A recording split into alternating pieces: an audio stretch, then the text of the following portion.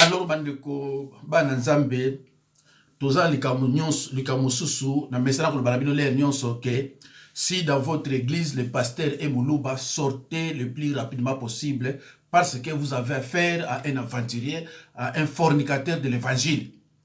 Moulouba ba condition à cause de la jamais moussa nzambe.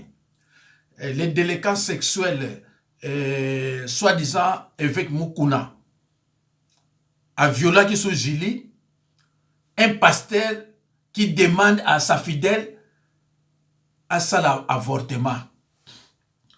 Paix à ça l'avortement, ba bomi mwana. Bande kunanga. A Kena Lubumbashi. Moi c'est autour de la Zemi. Pardon, autour de la Zemi. 2 semaines après, à Memi na Lubumbashi.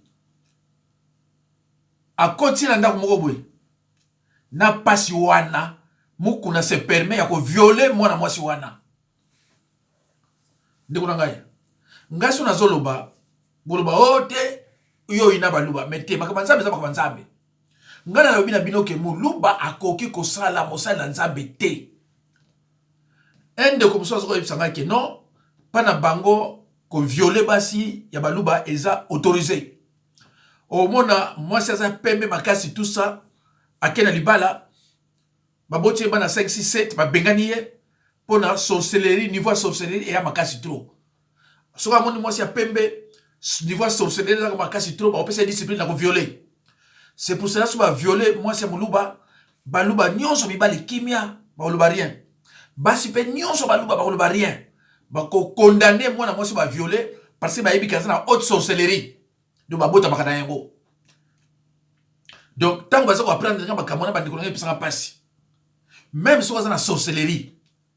Mais au nyoko la ende ngona ba pesa biso autorisation ya ko boma bandokité. Ba pesa biso autorisation ya ko sala ndoki mabeti.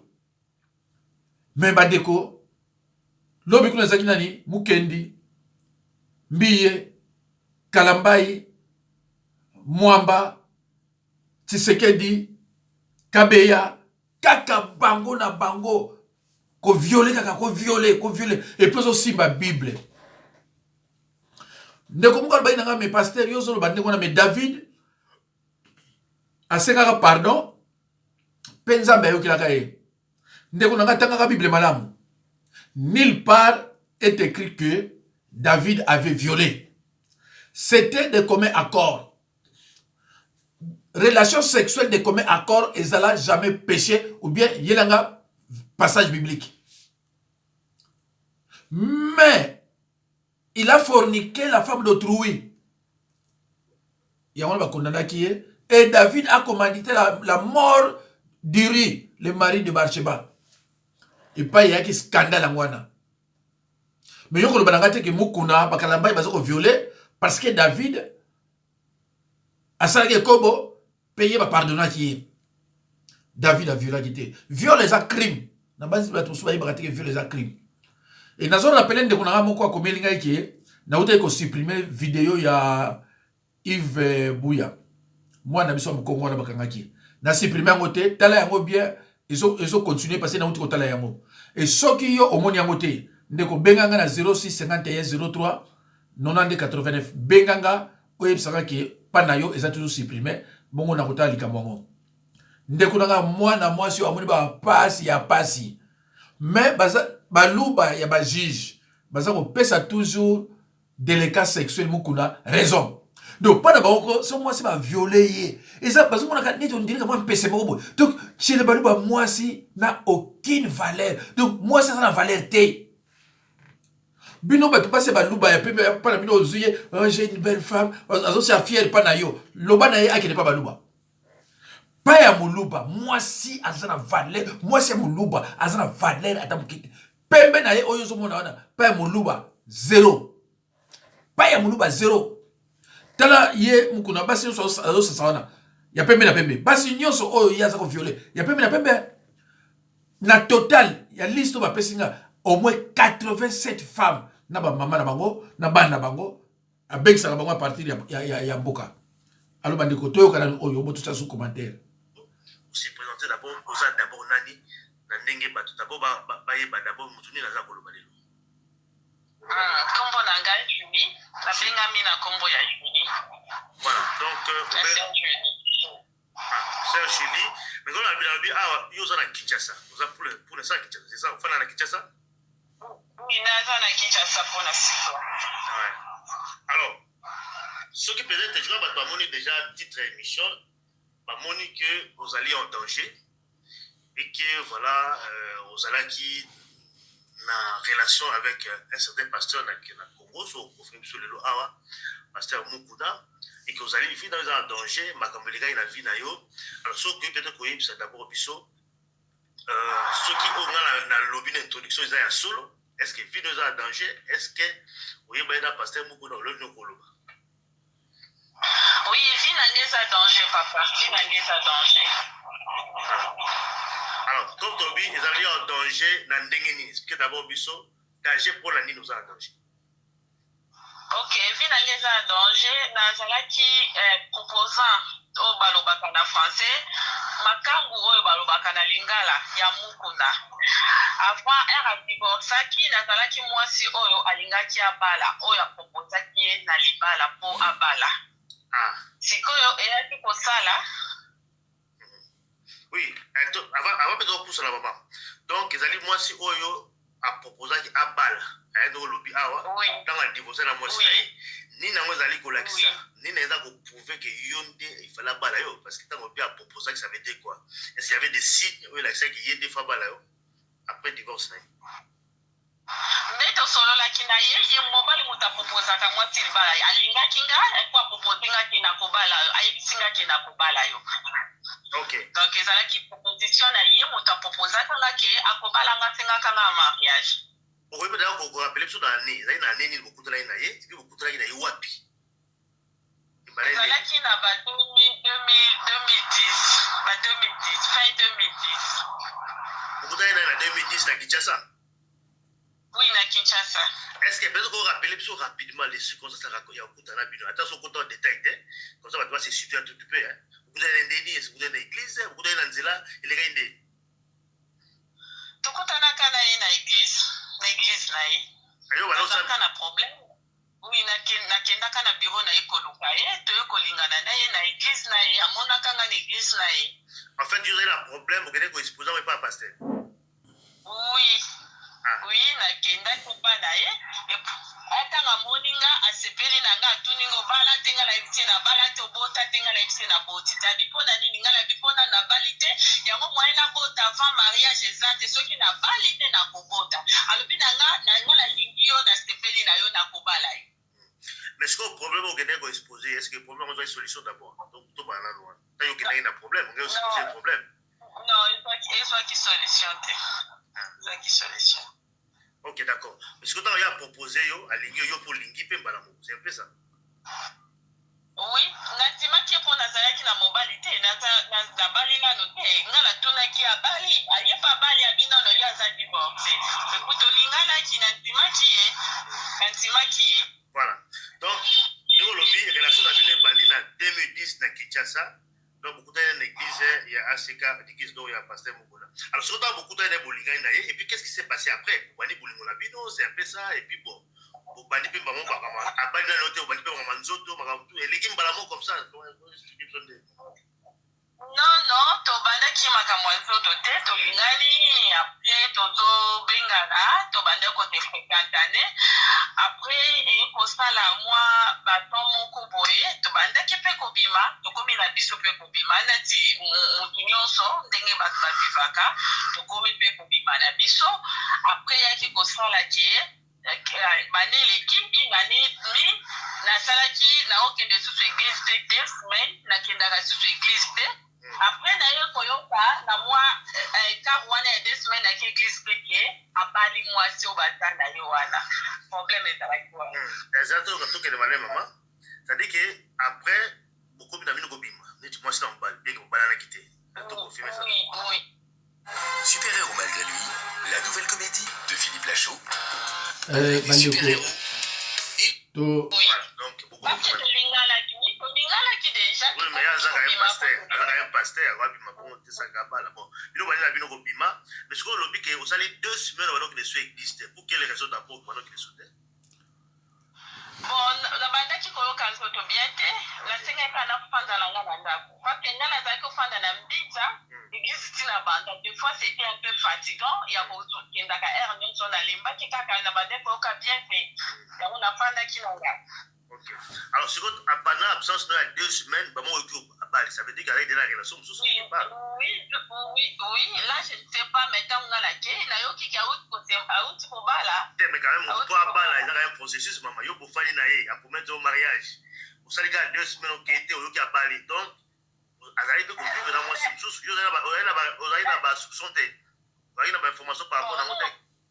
Non, la tête n'a pas information. Peut-être à Bombaki. À Bombaki, à Bandeko, ça m'a amené à Bombaki. C'est qui a été. Mais en fait, il a confiance à l'hôtel Lanzambe. Vous avez bien commandé le top ça va l'hôtel Lanzambe confiance. Na yeba ki to ko baluka mabenga na ebi ki peut-être na kote na l'hôtel Lanzambe na ba problème on a ça la on a vu peut-être na l'hôtel Lanzambe na kozala une femme heureuse na yeba ki te ki azala ki na ba de là mon soso pour ma engagement na mosusu. Là moi je ne savais pas. En fait, dans les gens qui vivent d'ailleurs, ou alors qu'on soupçonnait l'eau comme moté à ma baie, ou alors mon na ba ou alors qu'on a ma baie et l'eau comme moté donc tout était vraiment et après qu'on prend le soin na yo n'est qu'on bala zora frère ya moi si. Bon, pas du tout, hein, pas du tout, hein, de petites choses, hein, pas du tout, pas à 100%, pas à 100%. Hein.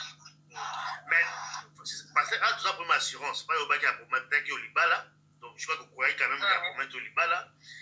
Est-ce qu'il y avait des signes? Oui, que ça fait effectivement au hasard au Balanga. Pendant Wano Bimana, est-ce que tu sentais qu'il y avait l'amour? Est-ce qu'il y a vraiment beaucoup maintenant Libala? Bon. Oui. Qu'on proposait moi Libala les Amaloba. Oui, il y a un geste, c'est ça. Ezaki proposition kabande kokende bien kosambela et puis bakunaye sentir na yebo babaye bakinga donc je ne savais pas que koya ou bien koya tinga na bande ko mulanda o ya solo bananga na bande ko ntima malobo ya solo bananga de yo pola yo suki no ga maloba ba geste otala kite suki peut-être que la sincère tout ça tu n'as même pas suivi ça parce que ça pasteur c'est ça. Mais non, dans Africain, tant qu'on va la proposer au Libala, et ça la kaka, on dit mais bozo vivre, il y a des mutakoya qui a été la facture, on a beaucoup de choses, c'est que facture, c'est ce qu'on n'a pas ou on est au niveau sous la rosada. Voilà, ça veut dire que, grâce qu'on a une aïba, comme au lobby, 2 semaines qui sont existées, au yoki qui a Bali, et puis qu'est-ce qui s'est passé après? Tant qu'on a Bali, il a sauvé pour faire mal, bien comment on nous continue toujours. Non, ntango abali kutu nde akomi susu na bolingo makasi epa na ngai akomi kolakisa nga vraimen bolingo mingi akomi attaché mingi lisusu na ngai. Donc dans tout cela yo ozondimano kaka yo ozomona kaka bolingo eza moka bien kabali. Non nga namonaki teke bolingo eza bon j'étais tellement choquée et puis nalingaki te nazala so choquée namoni ke eza vie moto soki apropose libala bali yo te eza nango mpe lisumu te donc comme ayaki pembeni na nga asengaka nga bapardon et puis azosatache na nga mingi et puis nafandaki na nga nanu kimia en attendant motu na nge soka normal mais en attendant tobandaki kocontinue na ye. Voilà, on continue à vivre d'ailleurs. Mais quel est peut-être l'eau malobani dans nos yeux parce que bon, il y a proposé que libala. Oui, qu'on se rende compte que à Bali moi si mususu. Après on s'est au pardon mais malobani parce que pour rassurer parce que libala est athée parce que ça Bali. Il y a promettant que libala à Bali moi si mususu. Mais on continue quand na yo. Mais quel est peut-être maloba oh ya libala pour rassurer parce que quelque part ce qui yo vous allez pour la libala tant à Bali faire autre que relation on bien on continue à rassurer nani. Asilaki nga bi alingaka nga kaka naza mwasi na ye alingaka nga kaka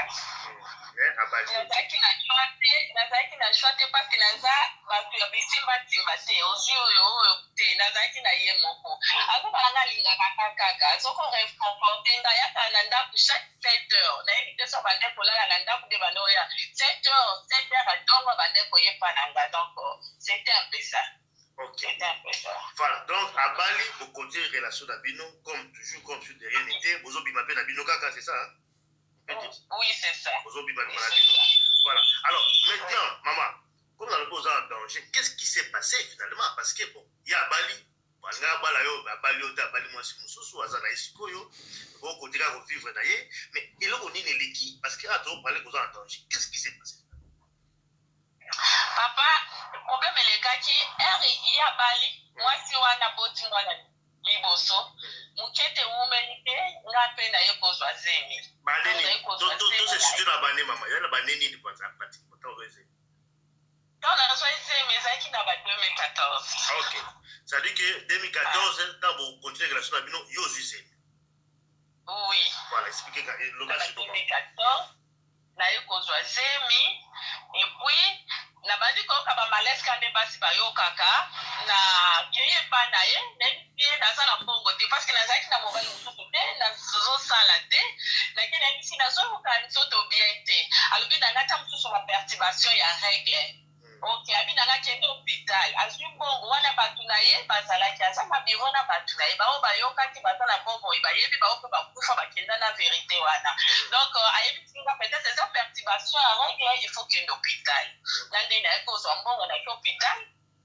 nakoti échographie epo baye kodécouvrir ke naza azemi nazongeli ye nayebisi eke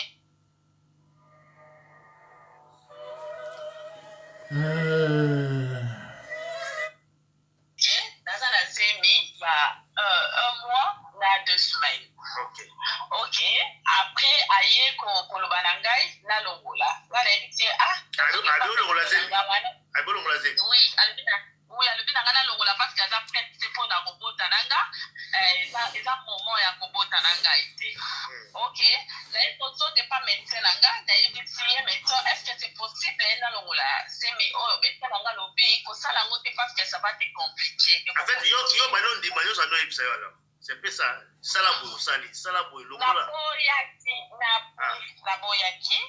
naboyaki epuis ntango naboyi alobi na nga soki nasala yango te akosala nga mabe donc akosala menace donc nazoloba mpo naza mwasi me abande kosala nga menace ya makasi ya mibali neti nini mama explique d'abord biso quelle menace oyo azosala comme quoi par exemple donnez-moi exemple ati nanga so nalongola yango ntango osala nga mabe eza na nyonso abokoboma yo nasema yango mpo okeya donc apesaki badetail te apesi badetail te alobia osala mabe apesi badetail te alika so longola ote na osala yo mabe oyo alobaki na kosala yo mabe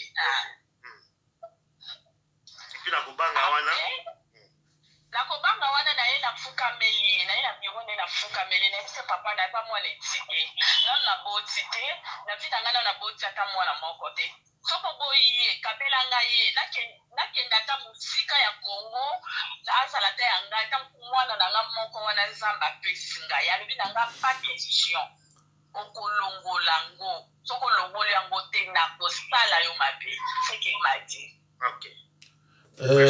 bandeko tokati nano lisolo ya mama oyo alors nazoloba na bino ke mwasi oyo amuluba délicat sexuel mokuna muluba epai ya l'équipe alimia muluba soki bolandi bozo comprendre ke alimia atake muluba azozwa pe mwasi na valeur penza te azoloba penza te ndenge nini bokokamata mwasi bo maltraité ye ndenge ndeko ne muluba maltraité ye parce que ye pe aza muluba eza babitidi na bango basalaka basi eza mawa bandeko na ngai ye azokolinga koloba biloko moko on dirait ayebi liloba nzoka ye pe alimia ayebi liloba ta mokete. C'est comme dans un pasteur moko auto bengana moi si na mobali l'église parce que basali relations sexuelles avant balana. Et pourtant la femme était déjà déviergée, la femme était déjà déflorée. Donc moi si aïba déjà mobali. Donc et l'homme moi kanga ba basala murte. Mais pasteur wana ndeka batebele bateyaka abi maintenant boko sala murte.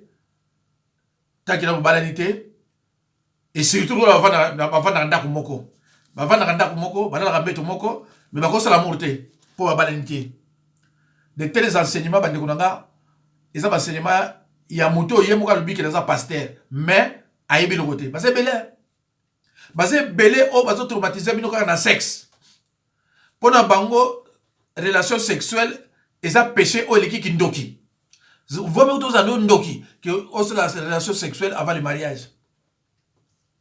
Néonanga, boye baka nani ozolanda na mateya oyo azoloba mateya yo ozolanda neti alimia na ndeko ne wana sataniste bango bale baka monde ya ténèbre balingi koloba makambo nzambe mingi mais bango bale bayebi rien surtout alimia pa yebi eloko te makambo nzambe alandaka sataniste ndenge alobaka ndenge balobaka vulgairement ah okosala boye te sio te za boye okosala boye te mais bapesaka baverset biblique te nga ntango nayebisaka bino vérité bien que bino bomesana déjà na bavérité oyo ya bango mais nga napesaka verset biblique na balo otala verset biblique yango oyo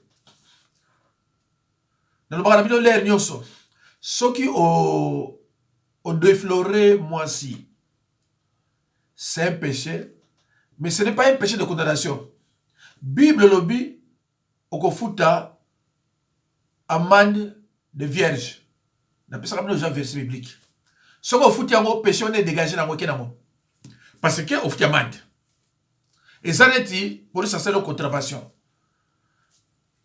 ntango ofuti contravention wana infraction mpe esili nango akoporte sous plainte te c'est comme ça aussi et moi si aza appelé aba la vierge et ntango oke kosala libala olati voile oza dévierge moza na péché te ozalaka déjà dévierge yo okolata sous voile okolata susu bilamba pembe okomettre sous péché mais mwana mwasi wana mobali azwi ye nazoloba na bamukula te mwana mwasi wana mobali azwi ye ayeba déjà mobali bavai na ndako anatanda basala libala eloko nini ezoka péché bango basanganaka verset biblique nini eza kopéché bango basanganaka c'est tout comme kaka bango ke mwana mwasi oyo abali te soki aboti mwana aza mwana malédiction na bible verset wana eza te voilà donc bato oyo mibale na nkai yandi oyo nani sataniste mosala bango kaka kotraumatize bino mosala bino kotraumatize bino verset biblique eza te mais bino mpe bolingaka nde mwana mwasi oyo moluba azobazoba basi yango ebele ya pembe ya baluba bazaka bazobazoba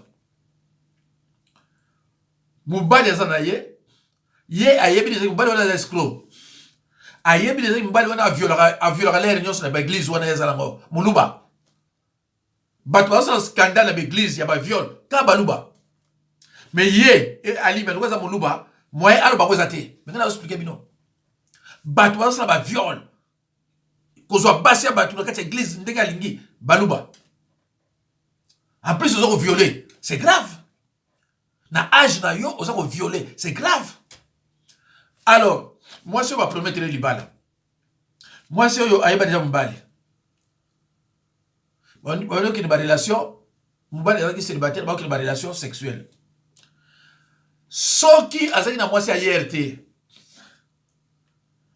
ye asayeba mobali bazokende bango mbale eza ngo problème te verset biblique oyo ezokondane ye mukuna na ye mwasi wana mukuna aza célibataire azali na mwasi te akozwa mwasi oyo ayeba deja mibali anatanda babala na baosangana na bango verset moko eza kopeshe bango eza te mibandeko toza wapi mukuna ntango ayebisi ye kenga na kobala yo azalaka deja na mwasi mosusu mpe mwasi oyo kaka te azala su na bacibola mpe cibola kaka te azala su na leki ya cibola tala chaîne ya ndoki ya moto ya mabe tala chaîne ya ndoki ya moto ya mabe allez mama oyo albi vérité te comment ça se fait que yo 2 semaines ozo ya église te mbala mo mbala bali c'est bizarre quand même hein mbala bali tant mbala bali lukola yena na bala la été et les jeunes il fallait le banaïka ka na lingi suste mais lukola eza basi ba utaka na mbuji mai pa ye pasi ya li aye pe na kina bande côté basi belé na kina hein basi ya boy basi bande côté alors po abanda ko lia moyen aboya ezate andimi ba continuer na busalité wana et aza ko mona siko mobali ezo ko na ndako na ye 7h du matin mobali sa komi mais mobali wana la ka wapi mobali wana ala la pa wapi moi si na ko nimba mobali m'a toujours na 7h 6h abimi 7h ça déjà pas oyo tala mtu bozo benga musala nzambe muluba tanga na ibisa binoke muluba ko za musala nzambe te muluba ko za musala nzambe te muluba c'est un délicat sexuel muluba ko za basi 5 bomona yi pasteur mususu ana basi 10 ya muluba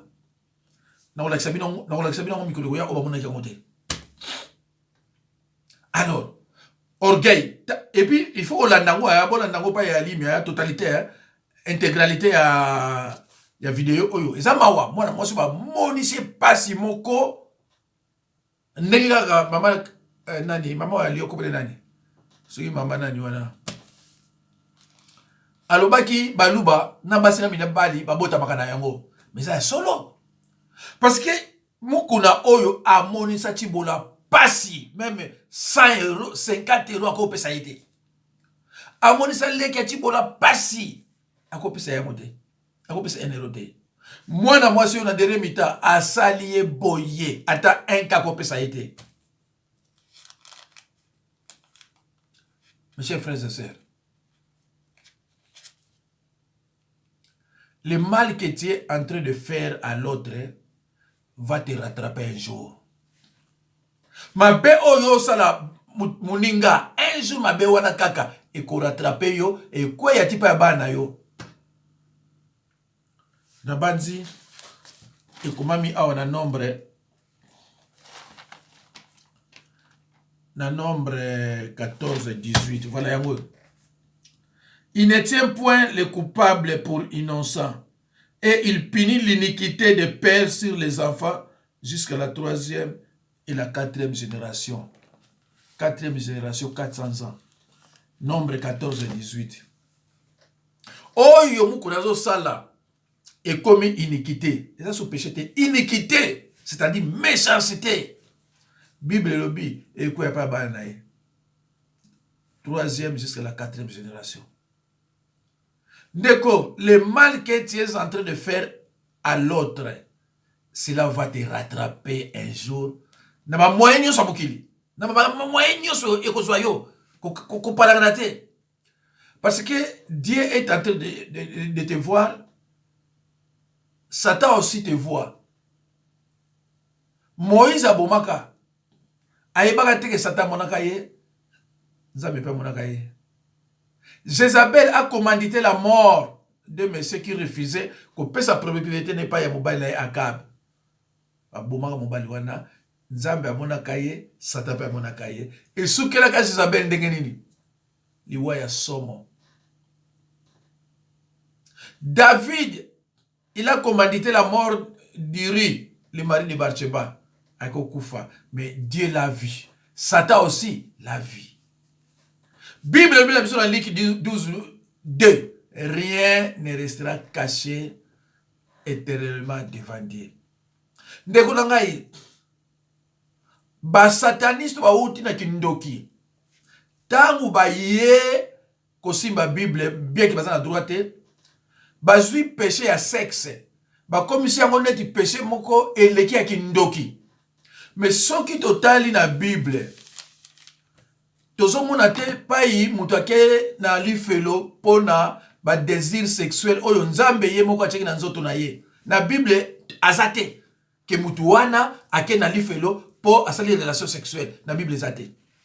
Mais tozo mona bato bazo ke lifelo pona mutu ndoki sataniste.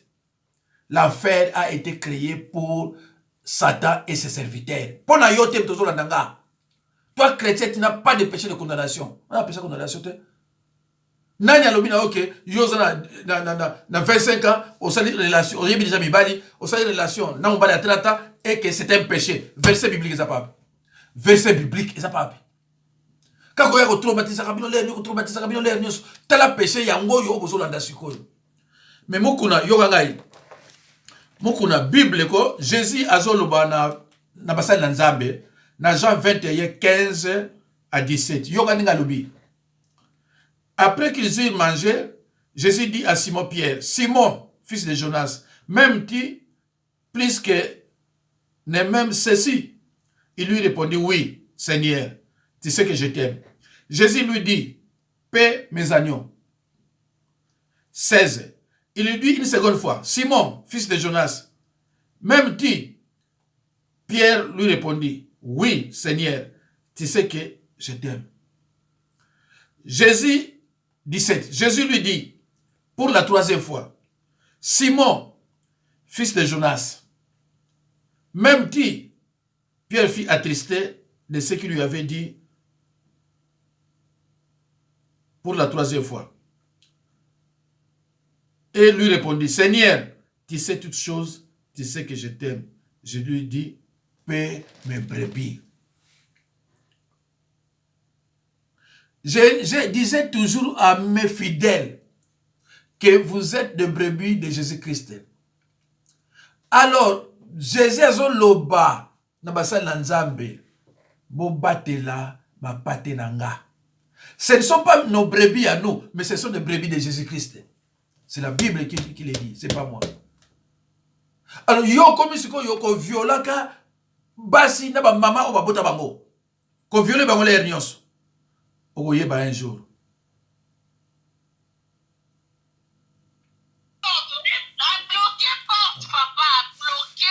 Même temps, on ne pas sur là.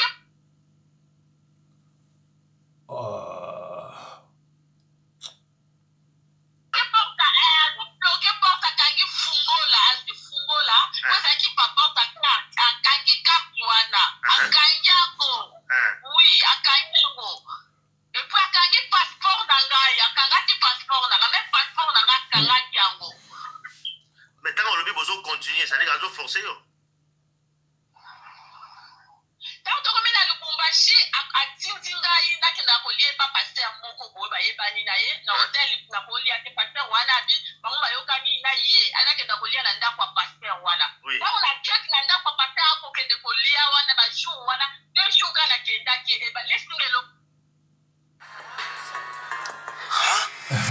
Balesi eloko mabe. Ah bandeko nanga. Balesi eloko mabe. Balesi e poison. Mona mosi oyo yo. Moi wa ko te gâté. Bon mais bandeko. Mona mosi azaki obligé alanda mobali wana na Lubumbashi abengisaki ye alanda ye. Tango alandi ye mutu awuti kolongola zemisika mais akangi porte a forcer abandi ko violer ye. Et pa ya tinda kibaki akende kolia kuna pa ya kolia batieli ye poison. Mwana mwasi oyo ba confirmer ka ko botate a remarqué que dans nzoto na bendo ko baka mwindu elongu mwindu e baby tout ça makabo. Tala mokuna ndinga baby si mwana ya batu motema ezanga ndeko na ngai ndoki ya motema madame zakate. Ndoki aza samawa. Mais moi mwasi oyo tozona bana msubazali ye. Mais pourquoi on y okola ye o pese perie pe utile soupe poison ah moluba na bana bino moluba zana motema bolingo pe mawate. Combien de fois na web sabino bandeko merci beaucoup en tout cas la tiki bino Nzambe apambola bino à la prochaine occasion merci na tiki bino.